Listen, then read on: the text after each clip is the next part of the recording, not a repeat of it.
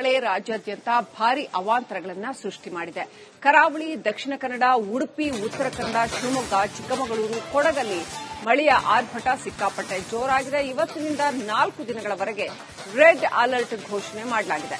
ಗುಡ್ಡ ಕುಸಿತ ಉಂಟಾಗಬಹುದು ಅಂತ ಕೂಡ ಎಚ್ಚರಿಕೆ ಕೊಡಲಾಗಿದೆ. ಹವಾಮಾನ ಇಲಾಖೆಯ ವಿಜ್ಞಾನಿ ಸಿಎಸ್ ಪಾಟೀಲ್ ಹೇಳಿಕೆ ಕೊಟ್ಟಿದ್ದಾರೆ. ಧಾರವಾಡ, ಬೆಳಗಾವಿ, ಬಿಜಾಪುರ, ಬೀದರ್, ಕಲಬುರಗಿ, ಯಾದಗಿರಿ ಜಿಲ್ಲೆಗಳಲ್ಲಿ 3 ದಿನ ಯೆಲ್ಲೋ ಅಲರ್ಟ್ ಕೂಡ ಘೋಷಣೆ ಮಾಡಲಾಗಿದೆ.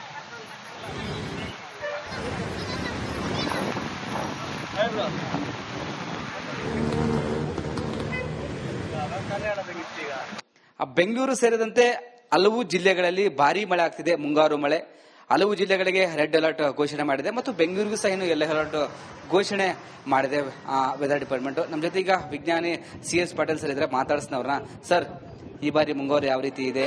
ಬೆಂಗಳೂರು ಜೋರಾಗಿ ಮಳೆ ಆಗ್ಬಹುದಾ? ಏನಾದರೂ ಬೆಂಗಳೂರಿಗೆ ಅಲರ್ಟ್ ನೀಡ್ತೀರಾ? ಮತ್ತೊಂದು ಕಡೆ ಬೇರೆ ಜಿಲ್ಲೆಗಳಿಗೆ ಯಾವ ರೀತಿ ಅಲರ್ಟ್ ಇದೆ? ಯಾವ ರೀತಿ ಮಳೆ ಆಗ್ಬೋದು ಸರ್ ಅಂತ?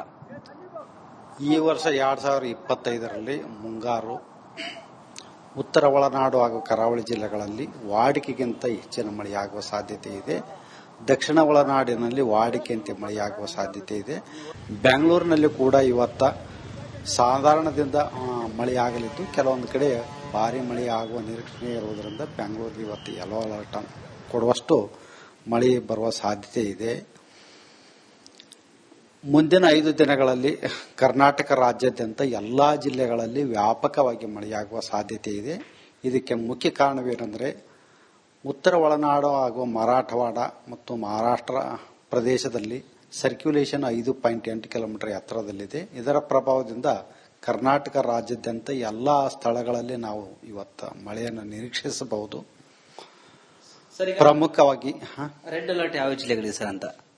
ನಾವು ಕೆಲವೊಂದು ಜಿಲ್ಲೆಗಳಿಗೆ ರೆಡ್ ಅಲರ್ಟ್ ಅನ್ನು ಕೊಟ್ಟಿವಿ. ಅಂದ್ರೆ 20 ಅಥವಾ 20ಕ್ಕಿಂತ ಹೆಚ್ಚಿನ ಸೆಂಟಿಮೀಟರ್ಗಿಂತ ಹೆಚ್ಚಿನ ಮಳೆ ಆಗೋ ನಿರೀಕ್ಷಣೆ ಇತ್ತಂದ್ರೆ ನಾವು ರೆಡ್ ಅಲರ್ಟ್ ಅನ್ನು ಕೊಟ್ಟಿವಿ. ಅವು ಮುಖ್ಯವಾಗಿ ಉತ್ತರ ಕನ್ನಡ, ಉಡುಪಿ, ದಕ್ಷಿಣ ಕನ್ನಡ, ಶಿವಮೊಗ್ಗ, ಚಿಕ್ಕಮಗಳೂರು ಹಾಗೂ ಕೊಡಗು ಜಿಲ್ಲೆಗಳಿಗೆ ನಾವು ರೆಡ್ ಅಲರ್ಟ್ ಅನ್ನು ಕೊಟ್ಟಿದ್ದೀವಿ.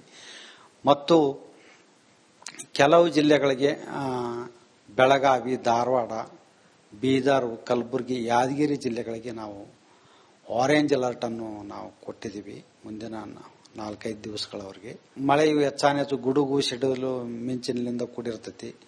ಮತ್ತು ಇದರ ಮಳೆ ಜೊತೆಗೆ ಕೆಲವೊಮ್ಮೆ ಗಾಳಿಯೂ ಕೂಡ ಬಹಳ ವೇಗ ಜಾಸ್ತಿ ಇರ್ತೈತಿ. ಅದರ ವೇಗ ಸುಮಾರು 40ರಿಂದ 50 ಕಿಲೋಮೀಟರ್ ಪ್ರತಿ ಗಂಟೆಗೆ ಇರ್ತದೆ. ಈಗ ಬೆಂಗಳೂರಿಗೆ ಇವತ್ತೊಂದಿನ ಎಲ್ಲ ಅಲರ್ಟ್ ಮತ್ತೆ ನಾಳೆ ನಾಡಿದ್ದು ಏನಾದರೂ ಅಲರ್ಟ್ ಇದೆ? ಒಂದು ದಿವಸ ಮಾತ್ರ ಎಲ್ಲ ಅಲರ್ಟ್ ಕೊಡಷ್ಟು ಬರ್ಬೋದು ಅಷ್ಟ. ಮುಂದೆ ನಾಳಿಂದ ಬೆಂಗಳೂರಿನಲ್ಲಿ ಹಗುರದಿಂದ ಸಾಧಾರಣವಾಗಿ ಮಳೆ ಬರಬಹುದು. Thank you sir. ಇದಿಷ್ಟು ವಿಜ್ಞಾನಿ ಸಿಎಸ್ ಪಾಟೀಲ್ ಅವರ ಮಾತಾಗಿತ್ತು. ಕ್ಯಾಮರಾ ಪರ್ಸನ್ ಮಂಜು ಜೊತೆ ವೀರೇಶ್, ರಿಪಬ್ಲಿಕ್ ಕನ್ನಡ, ಬೆಂಗಳೂರು. ಜಯನಗರದಲ್ಲಿ ಕಾರಿನ ಮೇಲೆ ಬೃಹತ್ ಮರ ಬಿದ್ದಿದೆ. ಜುಹೇಬ್ ಎಂಬುವರ 2 ಕಾಲುಗಳ ಮೂಳೆ ಕೂಡ ಕಟ್ ಆಗಿದೆ. ಬಲಗೈ ತಲೆಗೆ ಪೆಟ್ಟಾಗಿದೆ. ಎಷ್ಟೊಂದು ಅನಾಹುತ ಆಗಿದೆ ಬೆಳಗ್ಗೆ ಬೆಂಗಳೂರು ಮಳೆಗೆ. ಜಯನಗರದಲ್ಲಿ ಕಾರ್ ಮೇಲೆ ಮರ ಬಿದ್ದು ಜುಹೇಬ್ ಅನ್ನುವಂತ ವ್ಯಕ್ತಿಗೆ ಗಂಭೀರ ಸಮಸ್ಯೆ ಆಗಿದೆ. ಬಲಗೈ ತಲೆಗೆ ಪೆಟ್ಟು ಬಿದ್ದಿದೆ. ಐಸಿಯುಗೆ ಆ ವ್ಯಕ್ತಿಯನ್ನ ದಾಖಲು ಮಾಡಲಾಗಿದೆ. ಐಟಿ ಕಂಪನಿಯಲ್ಲಿ ಕೆಲಸ ಮಾಡ್ತಾ ಇದ್ದಂತಹ ಜುಹೇಬ್ ಅನ್ನುವಂಥ ವ್ಯಕ್ತಿ ಸ್ನೇಹಿತರ ಜೊತೆ ಮಾತನಾಡ್ತಾ ನಿಂತಿದ್ದ ವೇಳೆ ಮರ ಬಿದ್ದಿದೆ. ಎಷ್ಟೊಂದು ಕಾರುಗಳು, ವೆಹಿಕಲ್ಗಳು ಜಖಮ್ ಆಗೋಗಿದೆ. ಮರ ಬಿದ್ದಿರತಕ್ಕಂಥ ರೀತಿ ನೋಡಿ. ಅಲ್ಲಿ ಇಷ್ಟೊಂದು ದೊಡ್ಡ ಪ್ರಮಾಣದಲ್ಲಿ ಮರಗಳು ಉರುಳಿ ಬಿದ್ದರೆ ಮನುಷ್ಯರು ಬದುಕುಳಿಯೋದು ಹೆಂಗೆ ನೋಡಿ. ಟೊಳ್ಳಾಗಿರುವಂತಹ ಮರ. ಬಿಬಿಎಂಪಿ ಮೊದಲೇನೆ ಟೊಳ್ಳಾಗಿರುವಂತಹ ಮರಗಳನ್ನ ಗುರುತಿಸಿ ಅವುಗಳನ್ನ ತೆರವುಗೊಳಿಸೋ ಕಾರ್ಯಾಚರಣೆ ಮಾಡಿದಿದ್ರೆ ಬಹುಶಃ ಇನ್ನಷ್ಟು ಅನುಕೂಲ ಆಗ್ತಾ ಇತ್ತು ಅನ್ಸುತ್ತೆ.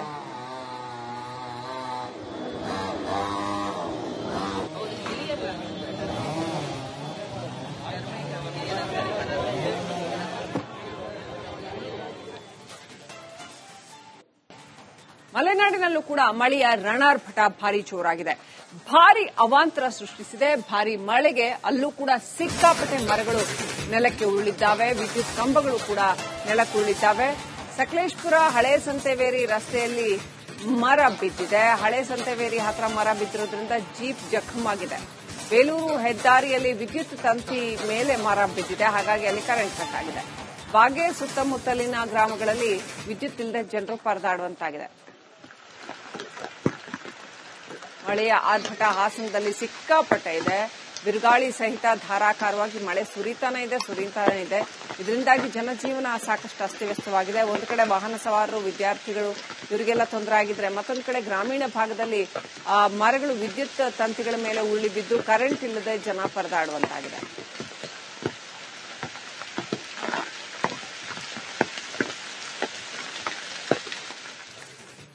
ಇದು ಹಾಸನದ ಕಥೆ. ಆದ್ರೆ ಇನ್ನು ಚಿಕ್ಕಮಗಳೂರಿನಲ್ಲಿ ಭಾರಿ ಗಾಳಿ ಮಳೆ ಹಿನ್ನೆಲೆ ಅಲ್ಲೂ ಕೂಡ ಮರಗಳು ಬಿದ್ದು ಮನೆ ಸಂಪೂರ್ಣ ಜಖಮಾಗಿದೆ. ಚಿಕ್ಕಮಗಳೂರಿನ ಬಾಳೂರು ಗ್ರಾಮದ ಬಳಿ ಘಟನೆ ನಡೆದಿದೆ.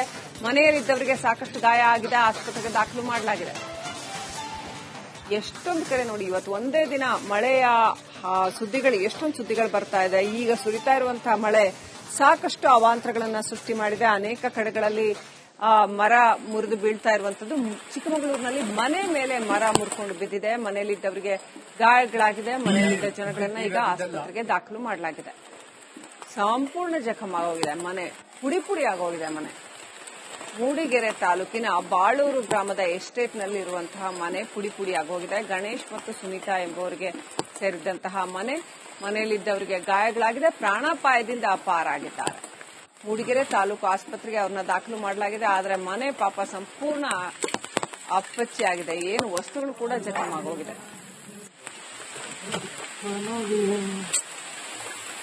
ಏನ್ ಮಾಡ್ಬೇಕು ಅವರು ನೋಡಿ. ನಿನ್ನೆ ರಾತ್ರಿ 2 ಗಂಟೆಗೆಲ್ಲ ಜರ್ಕ ಬಿದ್ದಿದೆ, ಆಯ್ತಾ. ಯಾವುದೇ ತರದಲ್ಲೂ ಒಂದು ಹಾಸ್ಪಿಟಲ್ ಒಂದು ವ್ಯವಸ್ಥೆ ಮಾಡ್ಕೊಟ್ಟಿಲ್ಲ. ಇನ್ನು ರೈತರುಗಳಿದ್ದಾರೆ, ಮ್ಯಾನೇಜರ್ ಇದ್ದಾರೆ, ಆಯ್ತಾ. ಒಬ್ರು ಬಂದು ಇದ್ ಮಾಡೋದಾಗ್ಲಿ ಯಾವ್ದು ರೆಸ್ಪಾನ್ಸ್ ಇಲ್ಲ ನಮಗೆ. ಏನು ಹೇಳ್ತಾ ಇಲ್ಲ, ಎಲ್ಲ ಪೂರ ಏನು ನೋಡಂಗೆ ಇಲ್ಲ, ಪೂರ ಎಲ್ಲ ಪುಡಿಯಾಗಿ ಹೋಗಿದೆ, ಆಯ್ತಾ. ಈ ತರ ಇಷ್ಟೆಲ್ಲ ಮಾಡಿದ್ದಾರೆ. ಆದ್ರೆ ಅವರು ಒಂದು ಮಾನವೀಯತೆ ತೋರಿಸಿ ಒಂದು ಹಾಸ್ಪಿಟ್ಲಿಗಾರು ಕಳಿಸ್ಕೊಡ್ಬೋದಾಗಿತ್ತು. ನಮ್ಮನ್ನ ಇನ್ನೂ ಕಳಿಸ್ಕೊಟ್ಟಿಲ್ಲ ಅಂತ ನಾವ್ ಇದ್ ಮಾಡ್ತಾ ಇದೀವಿ ಅಷ್ಟೇ. ನೋಡಿ ಸರ್, ಈ ತರ ಆಗಿದೆ ಮನೆ ಎಲ್ಲ. ಇನ್ನು ಈ ಬಾಳೂರು ಎಸ್ಟೇಟ್ ಅಲ್ಲಿ ರೈತರುಗಳಿದ್ದಾರೆ, ಮ್ಯಾನೇಜರ್ಗಳಿದಾರಂತೆ, ಯಾರು ಬಂದಿಲ್ಲ, ನೋಡಿಲ್ಲ. ರಾತ್ರಿ 2 ಗಂಟೆಗೆ ಮರ ಬಿದ್ದಿರೋದು, ಆಯ್ತಾ. ಇನ್ನು ಬಂದು ಒಂದು ಹಾಸ್ಪಿಟ್ಲಿಗೆ ಇದು ಸಮೇತ ಮಾಡಿಲ್ಲ, ಆಯ್ತಾ. ಇಲ್ಲಿ ಏನೇನಿಲ್ಲ, ಎಲ್ಲ ಪುಡಿ ಆಗಿದ್ದು.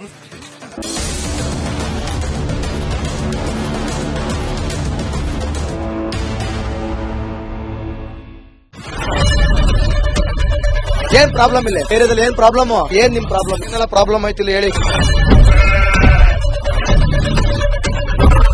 ಏನ್ರಿ ನಿಮ್ ಪ್ರಾಬ್ಲಮ್? ಏನ್ ನಿಮ್ ಪ್ರಾಬ್ಲಮ್ ಅಂತ ಹೇಳಿ. ಯಾರಪ್ಪ ನಗರಕ್ಕೆ? ಗಾಂಧಿನಗರ, ದಾಸರಹಳ್ಳಿ, ರಾಜರಾಜೇಶ್ವರಿ ನಗರ, ಚಾಮರಾಜಪೇಟೆ, ಹುಬ್ಬಳ್ಳಿ, ಚನ್ನಮರುತ್ತದ, ಮೈಸೂರಿಗೆ ಬಂದಿರೋದು. ಬ್ಯಾಡಗಿ ತಾಲೂಕಿಗೆ ನಾವು ಬಂದಿವ್ರಿ. ಸರ್ ಹೇಳಿ ಸರ್, ಏನ್ ಪ್ರಾಬ್ಲಮ್? ಎಮ್ಎಲ್ಎ ಹೆಂಗೆ? ಏನೆಲ್ಲ ಸಮಸ್ಯೆಗಳು? ಏನ್ ಕಥೆಯಲ್ಲಿ ಬಂತ? ಯಾಯಪ್ಪ ಯಾವತ್ತೂ ಬಂದಿಲ್ಲ. 2 months ಇಂದ ನೀರಿಲ್ಲ. ಟ್ಯಾಂಕರ್ ಬರ್ಬೇಕಾದ್ರೆ ರೋಡ್ ಸರಿ ಇಲ್ಲ ಅಂತ ಯಾರ ಹತ್ರ ಹೋಗಿ ಹೇಳೋದಕ್ಕೆ ನಮ್ಗೆ ಯಾರು ಇಲ್ಲ. ಕಿತ್ತೋದ್ರೆ ಏನ್ ಹಾಳಾಗೋದ್ರು ಇದು ಯಾರು ನೋಡರೇ ಗತಿ ಇಲ್ಲ. ನಾವಿದ್ದೀವಿ ಅಂತಾರೆ. ಇವಾಗ ಯಾರು ಎಮ್ಎಲ್ಎ ಮಗ ಒಂದ್ ದಿವಸನೂ ಬಂದಿಲ್ಲ. ಫುಲ್ ಸ್ಟ್ಯಾಂಡರ್ಡ್ ಲಕ್ಸುರಿಯಸ್ ಬೆಡ್ರೂಮ್ ಐತ್ರಿ ಅದು. Taj west end tradition blue. Meeting ನಿಮ್ದು ಮೀಟಿಂಗ್ ಇಲ್ಲಿ ಮಾಡ್ರಿ. ಇಷ್ಟು ವರ್ಷ ಆಯ್ತು, ಇದಕ್ಕೆಲ್ಲ ಯಾರು ಸರ್ ಜವಾಬ್ದಾರಿ? 200 ರೂಪಾಯಿ ಬ್ಯಾಂಕ್ಗೆ ಹೋಗ್ತೀನಿ ಬರ್ತಾ ಇದ್ದೀನಿ. ಬ್ಯಾಂಕ್ಗೆ ಹೋಗ್ತೀನಿ ಬರ್ತೀನಿ 2,000 ಮಾತ್ರ ಬರ್ತಾ ಇಲ್ಲ. 2,000 ನಂದೇ ಹೊಂಟೋಯ್ತು. ನಿಲ್ ಮೇಲೆ ಭಾರಿ ಐಟ್ ಆದ ಮಾರ. ಬರಲ್ಲ ಕಣ್ರಿ ಸರ್. ರಾತ್ರಿ 1 ಗಂಟೆವರೆಗೂ ಎಣ್ಣೆ ಅಂಗಡಿ ತೆಗಿಬೇಕಾದ್ರೆ ಬೆಳಗ್ಗೆ 4 ಗಂಟೆವರೆಗೂ ತೆಗಿಬೋದಲ್ಲ. ಮಗನೂ ನೋಡಲ್ಲ, ಯಾರು ನೋಡಲ್ಲ. ನಾನು ಒಬ್ಬಳು ನೋಡ್ಕೊಂತೀರಜ್ಜ. ನಮ್ಮ ಮಕ್ಕಳಿಗೆ ಅಮ್ಮ ಅಪ್ಪ ಇಲ್ಲ, ಅವರು ನೋಡಿ ಬರ್ತಾ ಇದೀವಿ. ದೇವ್ರು ಬಿಟ್ಟಂಗೆ ಆಗುತ್ತೆ.